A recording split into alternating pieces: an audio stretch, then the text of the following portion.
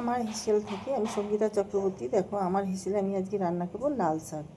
লাল শাক রান্না করার জন্য আমি কড়াইয়ে প্যানটার মধ্যে তেল দিচ্ছি, একটা শুকনো লঙ্কা দিয়ে দিলাম, একটা রসুন কুচি করে,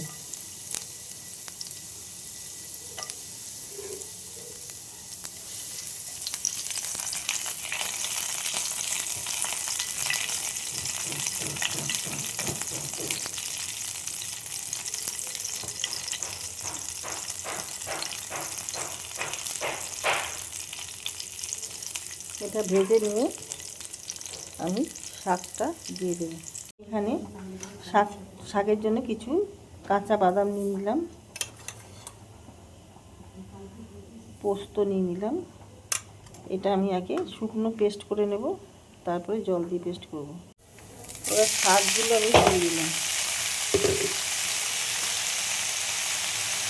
এটা গুঁড়োনো হয়ে গেছে, আর এর মধ্যে একটা লঙ্কা দিয়ে দিলাম। আমি এবার জল দিয়ে এটা পেস্ট করে নেব। দেখো দিয়ে দিলাম নুন পরিমাণ বুঝে,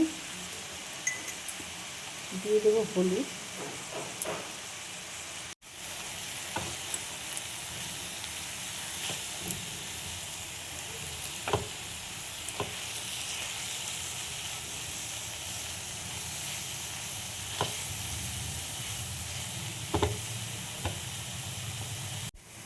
দেখো একটু মিষ্টি দিয়ে দিলাম।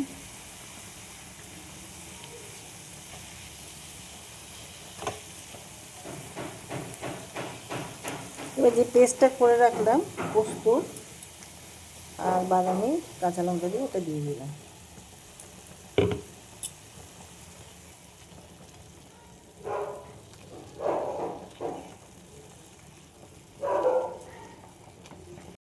দেখো শাকটা আমার হয়ে এসছে।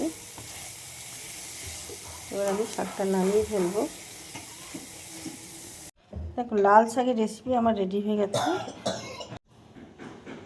এর ওপর দিয়ে তোমরা বাদাম ভেজে গুঁড়ো করে দিতে পারো বা বড়ি ভেজে গুঁড়ো করে দিতে পারো, আরও টেস্টি লাগবে এই শাকটা খেতে। তো ভিডিওটা আমি এখানেই শেষ করছি। লাইক শেয়ার কমেন্ট করে তোমরা আমার পাশে থেকো। Thank you.